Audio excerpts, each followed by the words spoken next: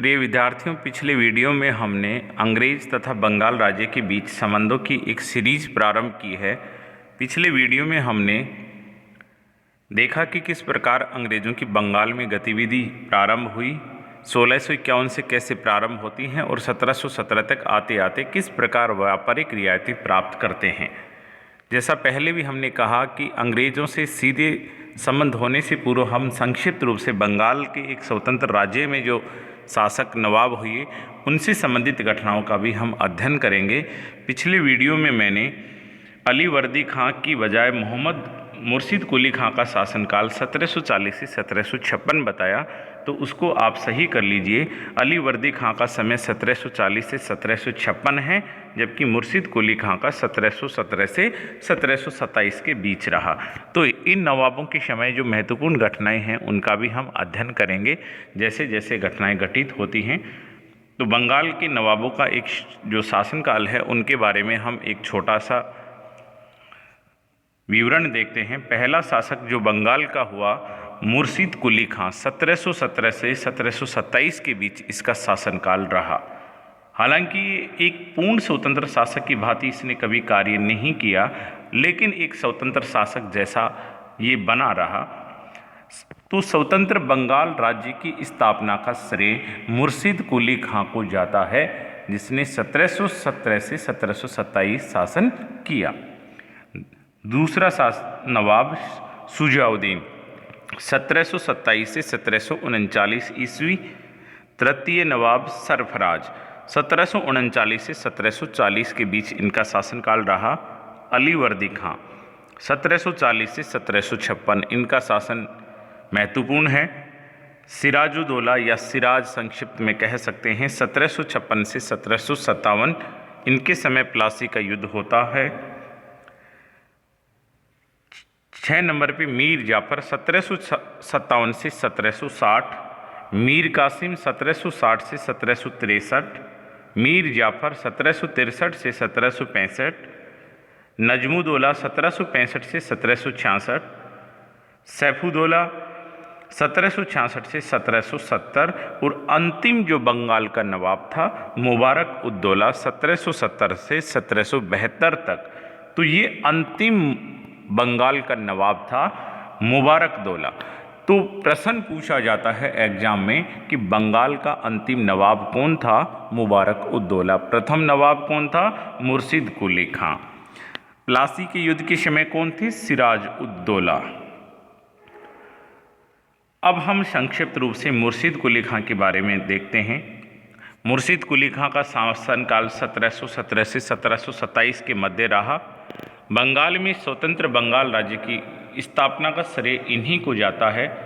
बंगाल में नए कुलीन वर्ग का निर्माण हुआ। जैसे जैसे शासक बदलते थे, वंश बदलते थे, तो एक कुलीन वर्ग का भी नया निर्माण होता था। और कुलीन वर्ग तत्कालीन समय में एक मंत्री परिषद के रूप में कार्य करता था, जो बादशाह की काफ़ी नवाब की गतिविधियों पर नियंत्रण रखते थे। तो बंगाल में नए कुलीन वर्ग का जन्मदाता कौन था? मुर्शिद कुली खां। नए कुलीन वर्ग का उदय किनके शासनकाल की घटना है? मुर्शिद कुली खां की। इन्होंने राजधानी क्या बनाई बंगाल की? तो मुर्शिद कुली खां ने अपने नाम पर मुर्शिदाबाद राजधानी बनाई। इनके बाद में हम महत्वपूर्ण जो घटना है वो है सिराजुद्दौला के समय की।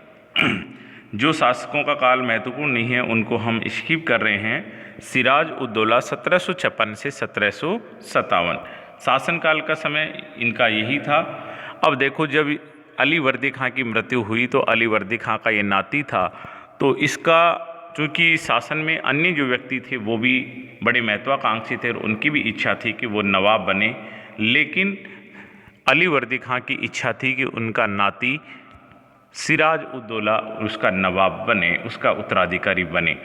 तो घसेटी बेगम तथा राज वल्लभ ने सिराज के नवाब बनने का विरोध किया और जब ये सफल नहीं हो पाए तो इन्होंने अंग्रेज़ों के साथ साठगांठ कर ली। उसी समय अली वर्दी खां की एक और बेटी थी घसेटी बेगम। घसेटी बेगम ने पूर्णिया के नवाब शौकत जंग का समर्थन किया। शौकत जंग का इन्होंने समर्थन किया। उधर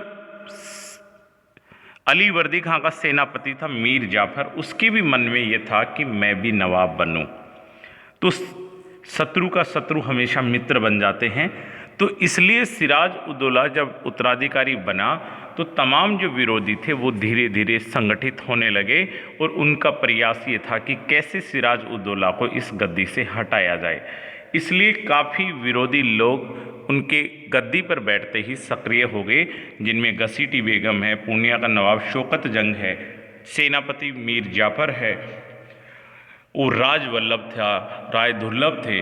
तो ये तमाम लोग सिराज उद्दौला के विरोधी बन जाते हैं। तो सिराज उद्दौला ने एक ऐसा सिंहासन पाया जो कांटों से भरा हुआ था, तो इसलिए उसको सबसे पहले अपने विरोधियों से निपटना जरूरी था। लेकिन विरोधी धीरे धीरे तत्कालीन समय में धीरे धीरे अपनी शक्ति को बढ़ा रही अंग्रेज शक्ति के पास चले जाते हैं और उनसे सांठगांठ करना प्रारंभ कर देते हैं। तो उधर सिराज का सेनापति मीर जाफर भी नवाब बनने का सपना देखता था, अतः उसने अंग्रेज़ों के साथ एक गुप्त समझौता कर लिया, जिसके तहत अंग्रेज़ों ने ये कहा कि हम आपको बंगाल का नवाब बना देंगे, बदले में आप अंग्रेज़ों को बंगाल में अनेक व्यापारिक रियायतें और आर्थिक सहायता प्रदान करेंगे। तो मीर जाफर इस बात के लिए तैयार हो गया कि यदि आप मुझे नवाब बना देते हैं तो मैं आपको व्यापारिक रियायतें भी दूंगा और आर्थिक रूप से भी मैं काफ़ी आपको पुरस्कार और राशि प्रदान करूंगा। ऐसा गुप्त समझौता हो गया। सिराज के अनेक दरबारी भी थे जो उनके खिलाफ थे और नवाब के खिलाफ षड्यंत्र करते रहते थे। तो कौन कौन इनके विरोधी थे, ये एग्जाम में फ्रिक्वेंटली पूछे जाते हैं। जैसे मीर जाफर इनका सेनापति था, अमीर चंद एक धनी व्यापारी था, माणिक चंद जो कलकत्ता का प्रभारी था, जगत सेठ एक बैंकर थे, राय दुर्लभ कुलीन वर्ग की तरफ से था अर्थात जमींदार था, यार लतीफ़ खां एक प्रमुख दरबारी थे। तो ये तमाम उनके जो दरबारी थे, सेनापति थे, कुलीन वर्ग के लोग थे, बैंकर थे, वो सभी सिराज उद्दौला के खिलाफ थे और उन सब में धीरे धीरे एक भावना थी कि सिराज उद्दौला को हटाया जाए। हिंदू व्यापारी भी सिराज के खिलाफ थे। हिंदू व्यापारियों की नाराज़गी का कारण क्या था?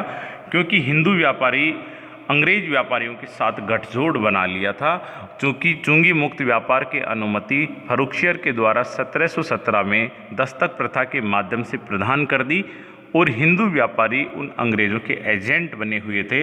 इस कारण अंग्रेज़ों की व्यापारिक रियायतों पर जब सिराज उद्दौला ने चोट की तो हिंदू व्यापारियों को नुकसान हुआ, इसलिए हिंदू व्यापारी भी सिराज उद्दौला के खिलाफ हो गए। चूँकि सिराज उद्दौला को ये लगता था कि दस्तक प्रथा के कारण अंग्रेज़ों को अत्यधिक लाभ हो रहा है, इसलिए सिराज उद्दौला ने दस्तक प्रथा का अधिकार हर व्यापारी को प्रदान कर दिया। तो सभी के लिए जो चुंगी मुक्त व्यापार की जब सुविधा प्राप्त हुई तो अंग्रेज भी नाराज़ हुए और अंग्रेज़ों को जब हानि हुई तो इसलिए हिंदू व्यापारियों को भी हानि हुई। इसलिए तमाम जो हिंदू वर्ग के व्यापारी थे वे भी सिराज उद्दौला के खिलाफ थे। अनेक हिंदू व्यापारिक तथा अधिकारियों को सिराज ने पदों से हटा दिया। इस कारण भी हिंदू अधिकारी इनसे नाराज थे। सिराज ने नवाब बनते ही उनको हटा दिया। अब देखते हैं विरोधियों का किस प्रकार समाधान करता है। सबसे पहले घसीटी बेगम को बंदी बनाया और उसकी संपत्ति को हड़प लिया। तो पहले इसका जो विरोधी था उसका सफाया इन्होंने कर दिया। द्वितीय, शौकत जंग जो पूर्णिया का नवाब था और इनकी मौसी का लड़का था, तो शौकत जंग को मणिहारी के युद्ध में पराजित किया और उसकी हत्या कर दी। तो दो विरोधियों से इसने आसानी से निजात पा ली। तृतीय, अनेक अधिकारियों को पदों से हटाया और स्वामी भक्त जो अधिकारी थे उनको पदों पर नियुक्त किया। तो इस प्रकार प्रारंभिक रूप से इसने अपने जो विरोधी हैं उनसे निपटने की एक सफल कोशिश की, लेकिन यह एक प्रक्रिया प्रारंभ हुई थी जिसको अंतिम अंजाम देना एक बड़ी चुनौती थी। अब बात यह आती है कि अंग्रेज और सिराज उद्दौला के बीच मतभेद क्यों थे। एक अंग्रेज जो व्यापार कर रहे थे उनको आखिरकार सिराज उद्दौला से क्या समस्याएं थी और सिराज उद्दौला को अंग्रेज़ों से क्या समस्याएं थी। काफ़ी महत्वपूर्ण प्रश्न है रिटन एग्जाम के हिसाब से, और इसी को हम कह सकते हैं कि प्लासी के युद्ध के कारण भी यही हैं।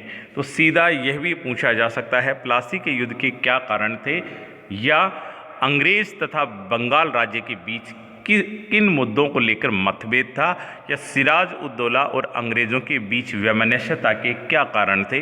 तो ये इन सब का एक ही फॉर्मेट है, एक ही कारण है।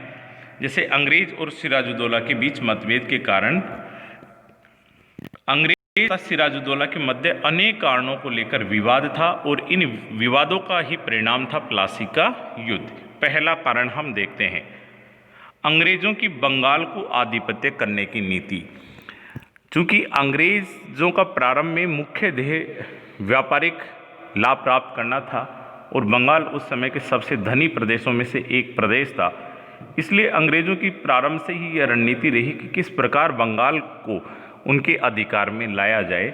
इसलिए उन्होंने धीरे धीरे किलेबंदी प्रारंभ करनी शुरू की, वहाँ के जो नवाब थे उनके विरोधियों को संरक्षण देना प्रारंभ किया। तो अंग्रेजों की एक सुनियोजित षड्यंत्र था कि कैसे बंगाल को प्राप्त किया जाए, इसलिए वो अपनी व्यापारिक सुविधाओं को प्राप्त करने के लिए, लाभ प्राप्त करने के लिए बंगाल को अपने अधिकार में लेना चाहते थे। इसलिए बंगाल के आंतरिक राजनीतिक मामलों में उन्होंने हस्तक्षेप किया। द्वितीय कारण, नवाब के विरोधियों को अंग्रेजों द्वारा संरक्षण देना। जैसा हमने देखा कि अलीवर्दी खां की जब 1756 में मृत्यु हुई, उनके कोई जीवित संतान नहीं थी, इसलिए उन्होंने अपने नाती सिराज उद दौला को अपना उत्तराधिकारी बनाया।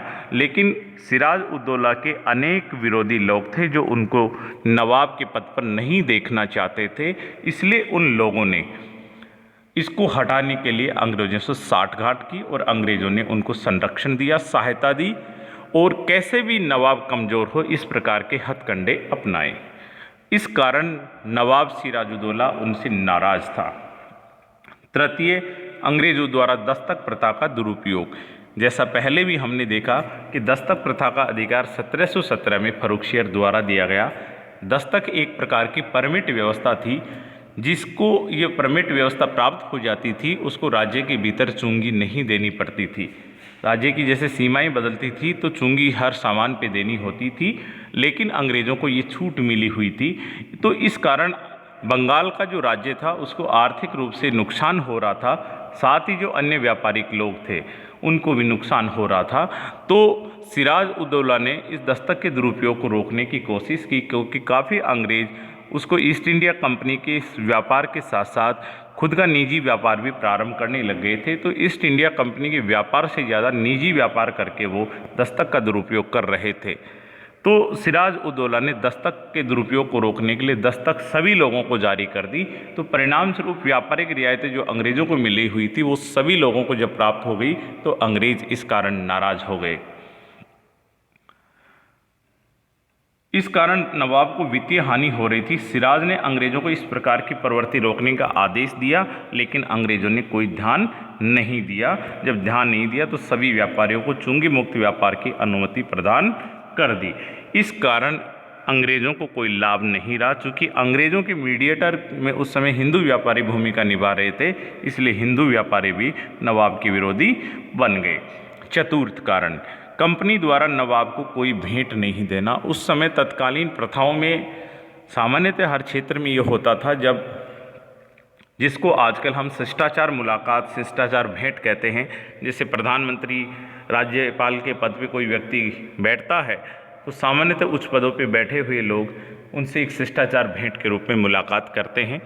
वैसे ही जब नवाब बनता था तो उस क्षेत्र की जो अन्य शक्तियां हैं वो भी अपनी तरफ से कुछ भेंट देती थी, उनको शिष्टाचार मुलाकातें होती थी। तो लेकिन जब नवाब सिराज उद दौला 1756 में बना तो ईस्ट इंडिया कंपनी ने इस प्रकार की कोई भेंट नहीं दी। इस कदम से भी सिराज उद दौला नाराज था। पांचवा कारण, अंग्रेज़ों द्वारा कलकत्ता शहर की किलेबंदी करना। जब बंगाल राज्य के अंतर्गत सिराज उद दौला मुर्शिदाबाद से अपनी राजधानी का संचालन कर रहा था,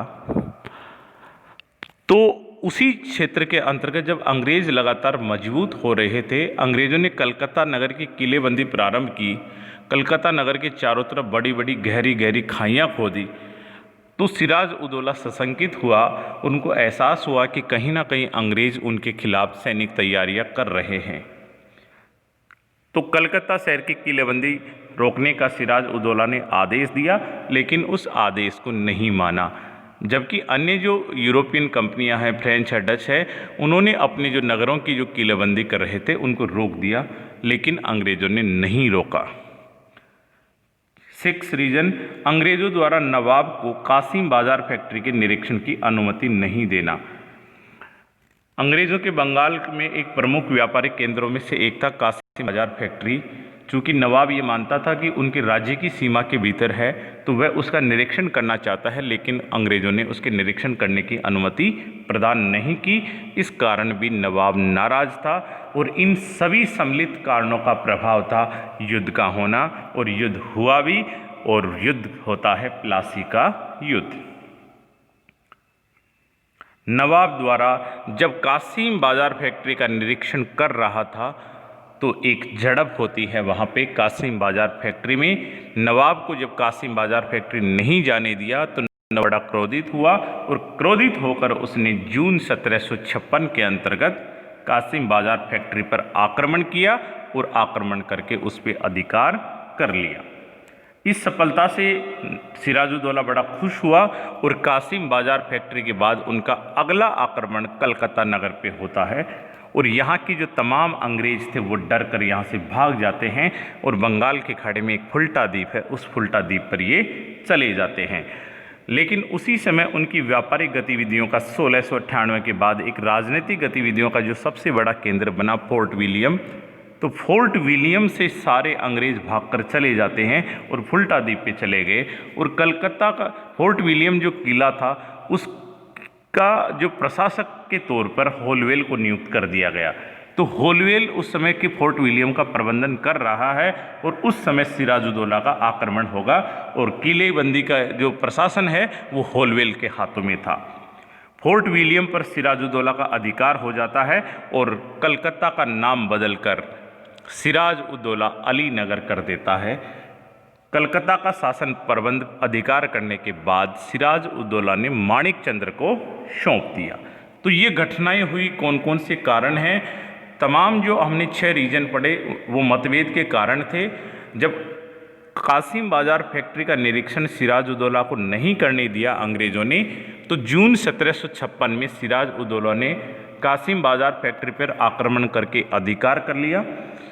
इस सफलता से सिराजुद्दौला बड़ा खुश हुआ, और उसने अपना अगला अटैक कलकत्ता के फोर्ट विलियम पे किया। फोर्ट विलियम में जो अंग्रेज़ थे वो भागकर फुल्टा द्वीप चले जाते हैं, और फोर्ट विलियम की किलेबंदी का प्रबंध उस समय होलवेल को सौंप कर जाते हैं, और होलवेल इनका सामना नहीं कर पाता है और हार जाता है, और सिराजुद्दौला फोर्ट विलियम या कलकत्ता का नाम बदलकर अली नगर कर दिया, और अली नगर पे जब अधिकार हो गया तो वहाँ की जो व्यवस्थाएं हैं वो माणिक चंद्र को सौंप दी, जो नीचे नीचे अंग्रेज़ों से सांठगांठ किया हुआ था। लेकिन सिराजुद्दौला ने उस पर विश्वास करके कलकत्ता की शासन व्यवस्था सौंप दी। अब एक महत्वपूर्ण घटना घटित होती है जब सिराजुद्दौला ने जून 1756 के अंतर्गत कलकत्ता पे आक्रमण किया, तो वहाँ पे फोर्ट विलियम के किले में इनके समय एक घटना घटित होती है जिसको इतिहास में ब्लैक होल ट्रेजेडी कहते हैं, ब्लैक होल दुर्घटना कहते हैं, कालकोठरी की घटना कहते हैं। और ये घटना है 20 जून 1756 की, प्लासी के युद्ध से पूर्व की है। तो कालकोठरी की घटना कब घटित होती है? 20 जून 1756 को। कालकोठरी की घटना कहाँ घटित हुई? फोर्ट विलियम कलकत्ता में। क्या है इसका हम देखते हैं। हमने जैसा पहले पढ़ा कि जब फोर्ट विलियम पे आक्रमण हुआ तो फोर्ट विलियम की व्यवस्थाएं होलवेल नामक एक अंग्रेज अधिकारी संभाल रहा था। होलवेल जब यहाँ से वापस इंग्लैंड गया तो उन्होंने एक विवरण लिखा और अपनी पुस्तक में उन्होंने ब्लैक होल दुर्घटना का उल्लेख किया। तो ब्लैक होल क्या थी ये हम देखते हैं कि होलवेल ने इस घटना का विवरण दिया कि सिराजुद्दौला की सेना ने जब 20 जून 1756 की रात को फोर्ट विलियम पर आक्रमण किया तो आक्रमण के समय 146 अंग्रेज लोगों को उसने गिरफ्तार किया और गिरफ्तार करके एक कोठरी में बंद कर दिया। जब इस कोठरी को सुबह खोला गया तो मात्र 23 व्यक्ति जीवित थे, अर्थात 123 व्यक्तियों की मृत्यु हो गई। अंग्रेज इतिहासकारों ने इस घटना को ब्लैक होल ट्रेजेडी कहा है और इस घटना के आधार पर सिराजुद्दौला के ऊपर कई अनैतिकताओं के आरोप लगाए हैं। लेकिन भारतीय इतिहासकार इन आरोपों को सही नहीं मानते और इस घटना को एक कपोल कल्पना से ज़्यादा कुछ नहीं मानते हैं और इसके पीछे कुछ तर्क भी देते हैं। जैसे किन तर्कों के आधार पर किया है कि यदि इस प्रकार की घटना घटित होती तो जो तत्कालीन अंग्रेजी विवरण है, फ्रांसीसी विवरण है, डच विवरण है, उनमें अवश्य उल्लेख मिलता, लेकिन उनमें ऐसा कोई उल्लेख प्राप्त नहीं होता है। द्वितीय, मृतक लोगों की भी कोई सूची प्राप्त नहीं होती तत्कालीन विवरणों में। यदि कोई मृतक लोग होते तो उनकी सूची अवश्य प्राप्त होती, और यदि सूची होती तो सरकार के द्वारा उनका मुआवजा दिया जाता, तो ऐसी सूची भी कोई प्राप्त नहीं होती है।